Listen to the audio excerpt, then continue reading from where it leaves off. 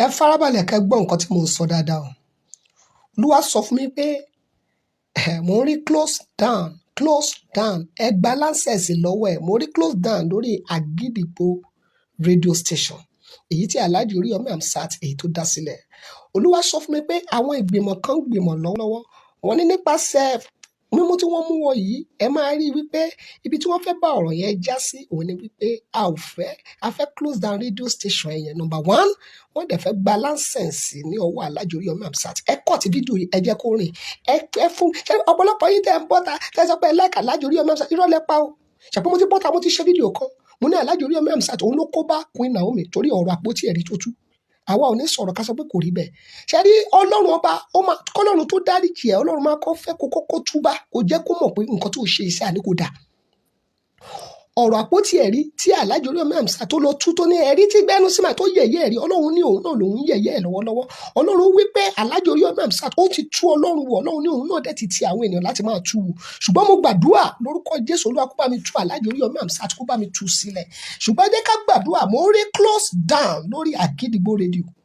Bàbá àṣírí ìràwọ̀ lórúkọ tèmi, mi ò sọ eléyìí ò torí bí akéèyàn lè mọ̀ mí. Èèyàn ti mọ̀ mí, wọ́n ti mọ̀ wá. Ọ̀gá wọn ti mọ̀ wá. Ìwọ ni kó lọ wá fèèmù fún ara ẹ̀. Ṣùgbọ́n Olúwa sọ fún mi wípé kí wọ́n á gbàdúrà dáadáa lórí Àgídìgbo radio station àti license tó wà lọ́wọ́ Alhaji Oríyọmí Hamzat. Olúwa ni wọ́n fẹ́ gbẹ́sẹ̀ lé Alhaji Oríyọmí Hamzat pé kò gbọ́dọ̀ sọ̀rọ̀ mọ́, àwọn ò gbọ́dọ̀ gbọ́ pé ó broadcast. Àwọn ò dẹ̀ gbọ́dọ̀ gbọ́ pé radio station ń sọ̀rọ̀. Gbọ́ mi dáadáa o, inú yàrá ẹ̀rí ni mo wà, inú yàrá máa jẹ̀mú ni mo wà. Inú yàrá ẹ̀rí ni mo wà, èmi kò parọ́. Ohun tó Olúwa sọ òun ni mo sọ pé Nàìjíríà ẹ máa tún bẹ̀rẹ̀ sí ní jáde ẹ̀yin onírọ́, gbogbo ẹ̀yin tẹ́ bá mọ̀ pé ẹ nífẹ̀ẹ́ Alhaji Oríyọmí Hamzat, ẹ gbé fídíò ẹ jẹ́ kó rìn. Ẹ jẹ́ ká tú àṣírí wọn kí wọ́n tó parí iṣẹ́ wọn tó. Olúwa ní year 2024 yìí ló fẹ́ parí ẹ̀. In the beginning of year 2025, ẹ kàn máa gbọ́ wípé wọ́n máa wá sọ pé òkè á tú ẹ sílẹ̀, ṣùgbọ́n rédíò station yẹn má sọ̀rọ̀ mọ́, láńsẹ̀sì yẹn àgbà. Ọ̀gá ẹ jẹ́ gbàdúrà, ẹ jẹ́ fàdúrà rán Oríyọmí Hamzat, Queen Naomi, ẹ jẹ́ ká fàdúrà ràn wọ́n lọ́wọ́. Èmi náà gbàdúrà Ọlọ́run á tú wọn sílẹ̀. Ṣé rí ọ̀rọ̀ tó wà nílẹ̀ yìí kò fi gbogbo ara yé mi. Rísì tí mo fi sọ bẹ́ẹ̀ ni wípé lórí ọ̀rọ̀ yìí oríṣiríṣi nǹkan ni àwọn wòlíì ti ń sọ. Wòlíì kan jáde, ìyẹn bàbá tibẹ̀ tán, ó ní wọ́n fa àwọn ọmọ ẹ̀sìn tuntun ni, Ọlọ́run ló dẹ̀ ní ó sọ fún un.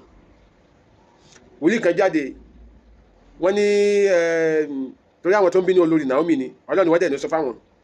Wòlíì kan jáde, àwọn kan tún jáde, wọ́n ní ọ̀rọ̀ ẹnìkan ọmọ kan kú sóòtẹ́ẹ̀lì ẹ̀ tí ọgọ́ Oríyọmí bá fa wàhálà ni, àwọn kan yẹn náà dẹ̀ ní Ọlọ́run ló sọ fáwọn.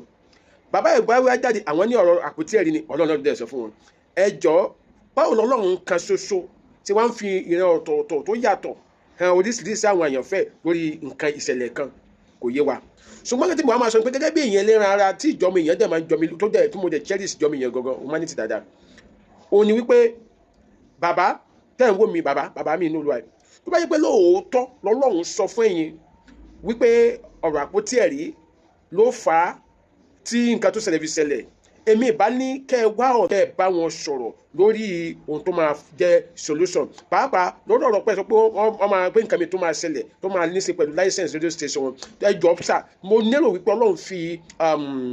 Ọlọ́run fi solution hàn yín, so ẹ jọ̀ọ́ ẹ bá wa kàn sí ọ̀gá Oríyọmí Hamzat nípa ìgbésẹ̀ tí wọ́n máa gbé tí ìran búburú òfin ṣẹlẹ̀ lé wọn lórí. Torí rísì tí mo sọ bẹ́ẹ̀ ni pé mo ní ìgbàgbọ́ nínú ìjọ aláṣọ fún dáadáa, mo dẹ̀ mọ̀ pé Ọlọ́run tó ń lo ẹ̀yin bàbá wa nínú Olúwa, pàápàá Kérúbù, mi lè sọ ìjọ aláṣọ fún mi o, mi lè sọ ìjọ aláṣọ fún mi torí pé Mósè Orímọládé dájú, mo dẹ̀ mọ̀ pé Ọlọ́run tó ń lo àwọn wòlíì ní Kérúbù tó bá fi ìran sílẹ̀ fáwọn bàbá wa yẹn, ó máa ń fi solution sí. Ó ní mo sọ pé bàbá ẹ jọ̀ọ́ ẹ bá wa fún wọn ní solution tó bá jẹ́ pé lóòótọ́ ni ọ̀rọ̀ yẹn rí bẹ́ẹ̀. Ṣùgbọ́n nídàkejì ẹ̀wẹ̀, mo tún mọ̀ wípé Ọlọ́run tí bàbá Mósè Orímọládé ń sìn kò lè torí pé ẹnìkan sí àpótí ẹ̀rí wò kó wá ní òun máa torí pé kẹ́ni ẹ lè rógun àkóbá, torí bẹ́ẹ̀ kí òun wá fi ẹ̀mí àwọn ọmọ kéékèèké di irú nǹkan bẹ́ẹ̀. Mi ò tí ì gbàgbọ́, ṣùgbọ́n nígbà míì ẹ̀yin wòlíì ẹ̀yin náà ní ọ̀rọ̀ ara yín yé, so bó ṣe jẹ́ nìyẹn. Adámadé lórúkọ mi, ẹ bá mi share fídíò yìí.